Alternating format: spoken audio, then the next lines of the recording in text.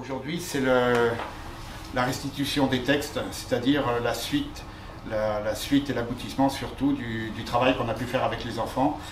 Je crois que les actualités des derniers jours me poussent un peu plus encore à continuer ce travail, parce que je crois que c'est indispensable d'offrir aux enfants une autre possibilité que ce qu'on voit et ce qu'on entend ici ou là. Je ne voudrais pas m'éterniser sur ce qui va mal, mais plus sur ce qui va bien. Et je sais que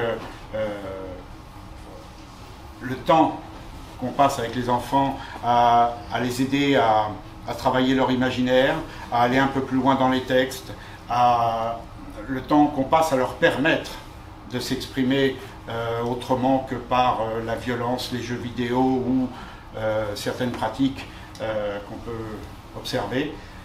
Tout ce temps est vraiment un temps bénéfique, vraiment. Ça fait maintenant depuis 2020, on est en 23 déjà, donc depuis 2020 que j'ai le plaisir de faire des ateliers d'écriture à Avignon, à Bagnols et ici. Et bon, Bagnols, ça s'est arrêté pour certaines raisons, mais de travailler une semaine, comme je le fais à Avignon, ou une série de mercredis ici avec à Orange, ça permet de creuser, d'aller plus loin, de se poser, et peut-être de se poser des questions sur que veut dire ce mot, pourquoi j'écris, et pourquoi je vais...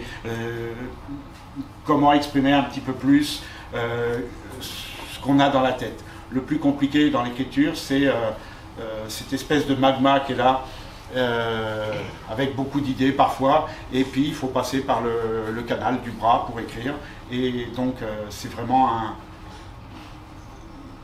un travail de fond pour moi. C'est pas juste une activité ludique et supplémentaire, c'est un travail de fond auquel je tiens, parce qu'il y a moyen de proposer aux enfants une ouverture de ce côté-là. Alors, c'est vrai que l'action qui s'appelle Écrire en Cité est soutenue par des contrats de ville, est soutenue par des sponsors privés. Donc je remercie M. Ford d'être présent, puisqu'il représente la maison Orano. C'est ce qui nous permet à chaque fois d'offrir un dictionnaire, un cahier, un stylo à chaque enfant, et que ça puisse rester un peu plus longtemps. Certains enfants écrivent, d'autres un peu moins. Bon, chacun son rythme. Donc aujourd'hui on a le plaisir d'écouter les enfants, hein, c'est pas moi qu'on va écouter, et ben, on va peut-être commencer par... Bonjour, je m'appelle Maïssa, j'ai 8 ans. Le stylo perdu. Un stylo était dans une boîte, mais il avait envie de voyager un peu de partout. Il est parti en Turquie pour voir la ville d'Istanbul. Milo, la dame qui utilise le stylo, remarque qu'il avait disparu. Mais il avait demandé à ses amis de dire à la dame qu'il était aux toilettes pour qu'elle ne s'inquiète pas. À Istanbul, le stylo entre dans une boutique Hugo Boss. Le stylo a pris des habits et il est parti sans payer. Puis après, il est parti en Italie, qu'il n'a pas du tout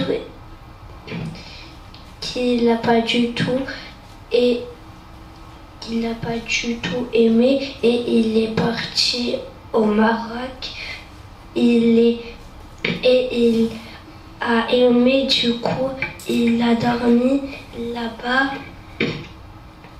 Ils ont dit que Milo était énervé, du coup il est rentré tout de suite dans l'avion, mais l'avion est tombé. Fin.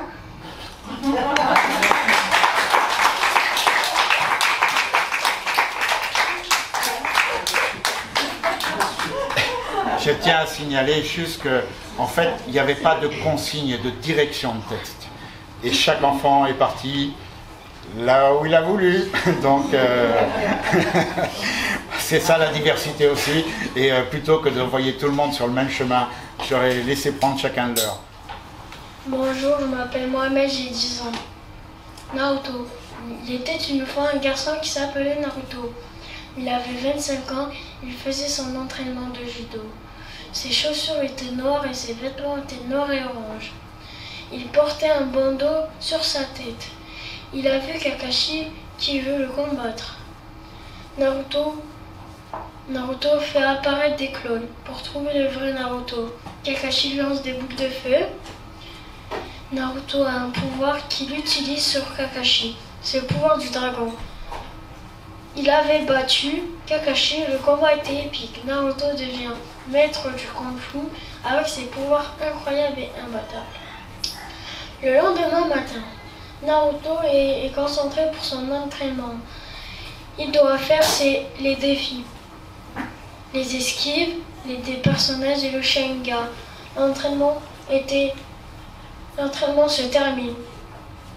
Il passe au combat incroyable.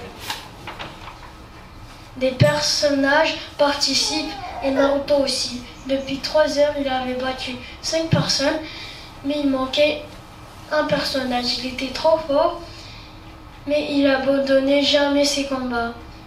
Il se souvient de l'entraînement, des esquives, le Sharingan que lui a appris son coach.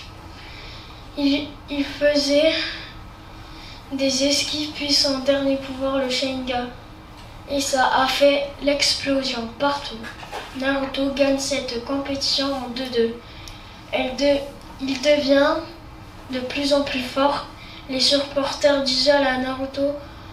Et en plus, il a changé. Son coach avait raison de lui dire plus on entraîne et plus meilleur qu'on devient. Enfin. Bonjour, je m'appelle Myriam, j'ai 6 ans. Tu veux lire ton texte? Alors. Comme Myriam est un peu timide, je vais lire son texte à sa place. La guitare a des microbes. La guitare a des microbes. Elle est malade, la pauvre. Elle s'est promenée sans son écharpe et sans son manteau. Il faisait froid dehors. Gla gla gla gla. C'est la guitare de Sarah. Aujourd'hui, elle s'entraîne pour son concert. Ce soir, c'est le spectacle de Sarah. Et Sarah est très timide. Elle va chanter devant tout le monde. Quand Sarah commence à rentrer sur scène, elle donne son virus à tous les spectateurs. Fin.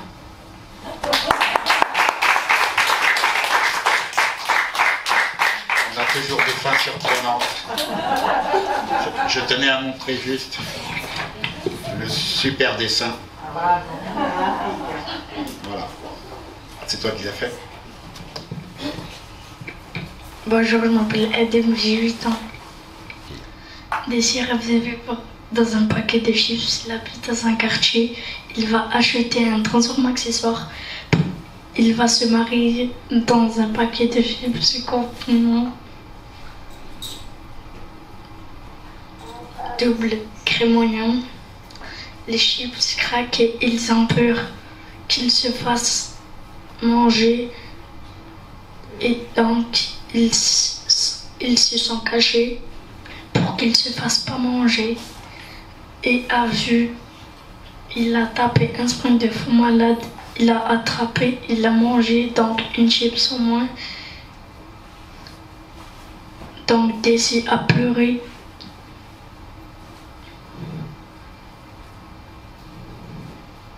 Il est parti et il s'est retourné dans le paquet de chips. Il a vu un tueur, donc il s'est caché, mais il était derrière lui, une chips en moins. Point. Bonjour, je m'appelle Amira, j'ai 8 ans, je suis en CE2. Emma est une petite fille très sensible Elle aime la nature et les animaux et surtout les poissons. Emma a demandé à ses parents si elle peut visiter un aquarium. Le papa de Emma était d'accord. Un jour, ils ont fait une sortie en famille au grand aquarium de Montpellier. À l'arrivée à l'aquarium, Emma et sa famille étaient émerveillés par la splendeur de l'aquarium. Il y avait beaucoup de sortes de poissons, comme des poissons clowns, des poissons papillons, des dauphins, des hippocampes et des diodons.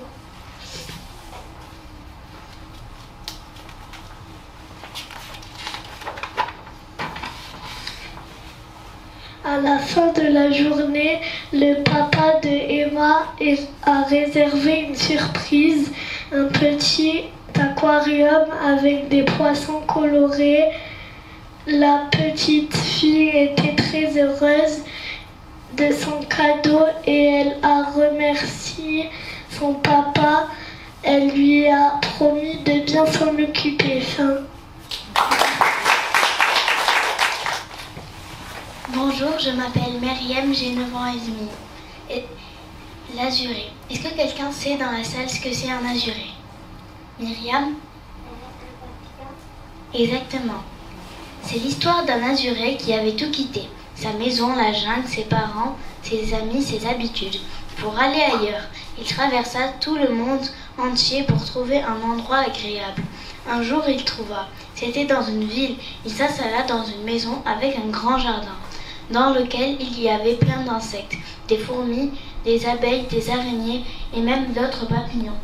Il y avait des gamas, des marios, des ballons de jour. Azuré alla les voir et leur dit: si on partait découvrir le monde? Les autres insectes n'hésitent pas une seule seconde et répondit en chœur: oui, sauf un morio pas très sympa. Mais il répondit oui parce que tous ses amis allaient partir et il ne voulait pas rester tout seul.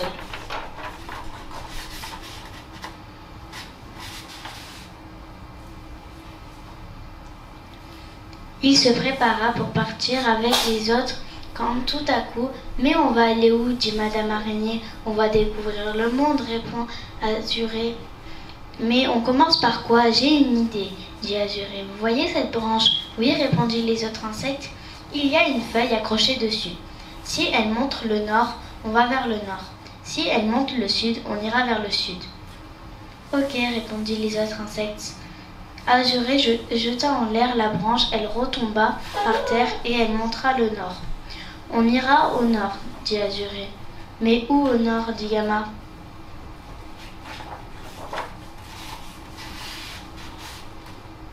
Au Royaume-Uni.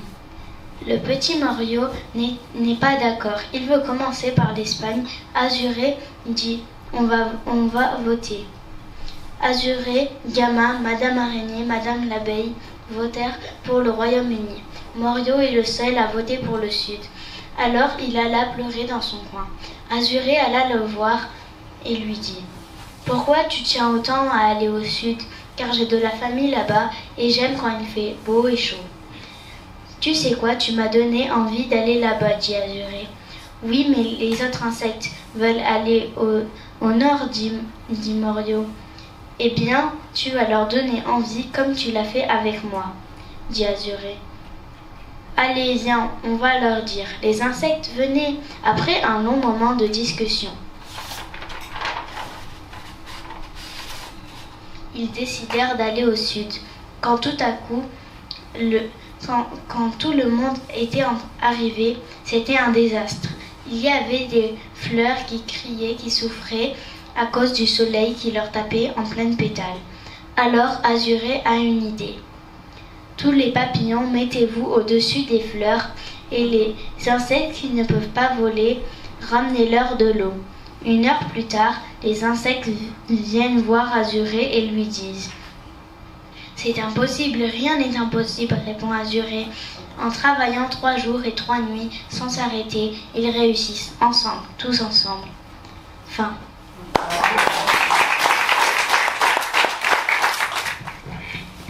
Bonjour, je m'appelle Badr et j'ai 11 ans. mon île adorée. Il était une fois en Corse, cette île que je connaissais bien, car je suis née là-bas à Ajaccio. J'habite à Sartène, une petite ville sur une montagne. Il y a des arbres, des fleurs, des personnes qui se retrouvent sur la belle place pour boire un café. À côté de chez moi, il y a une pierre énorme, longue et lisse, et quand on se met dessus, on glisse. On l'appelle la glissade. Le soir, en été, il y a le shopping de nuit. Le shopping de nuit, c'est le tir à la carabine, la pêche au canard et le stand de souvenirs. Sur le balcon de ma mamie, le matin, on a une vue hyper belle. Et la nuit, on voit des lumières. Le matin, on voit des moutons, des lapins. Et la nuit, on voit des sangliers, des lumières et des maisons. Chaque nuit, avant de manger avec mes frères et les autres, on faisait des cache-cache dans la nuit. Ça s'appelait des cache-cache nuit. C'était trop drôle. Pour aller en Corse, je prenais Corsica Ferry. J'allais jusqu'à Toulon pour le prendre.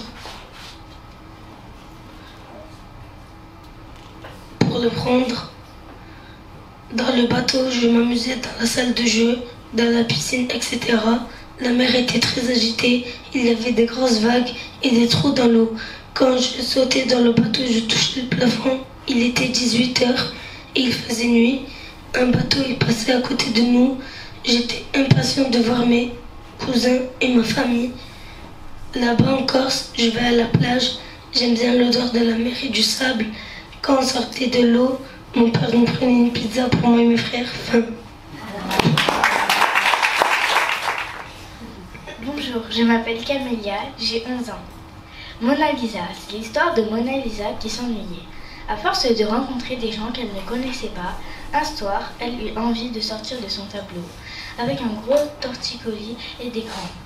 À force d'être photographiée, la Joconde dut avoir des lunettes. Elle ne les mettait que la nuit. Le lendemain matin, Mona Lisa regardait autour d'elle. Elle vit un nouveau tableau qui avait l'air vieux.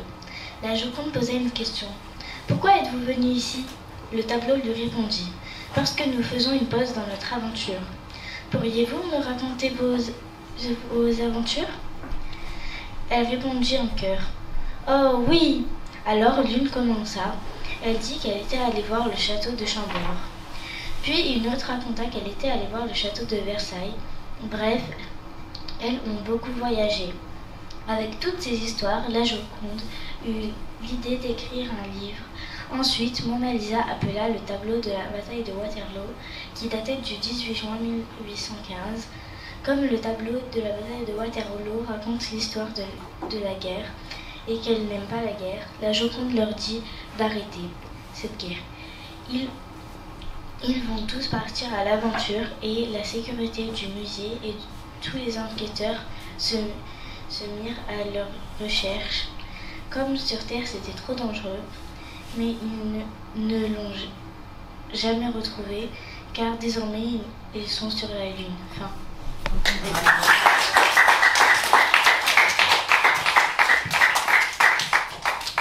Voilà l'étendue de l'imaginaire des enfants. Si vous voulez revenir les enfants, puis Carole, juste pour vous faire applaudir.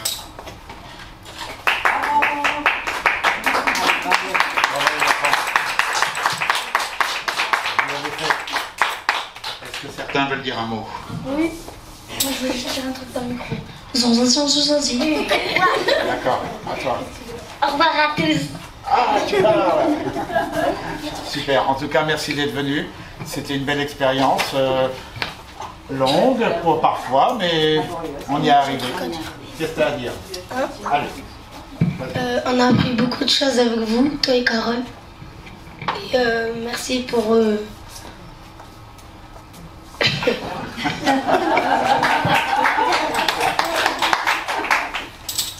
revoir à tous, à tout le monde.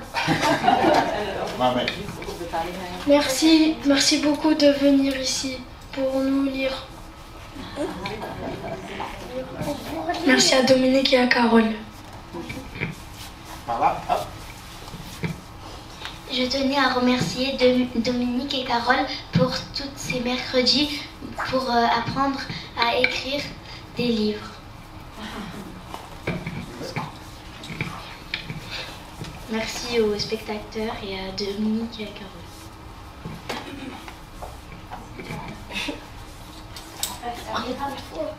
Amira, t'as un mot à dire? C'est pas obligé. Hein. Au revoir. Merci beaucoup en tout cas. Peut-être à l'année prochaine, qui sait.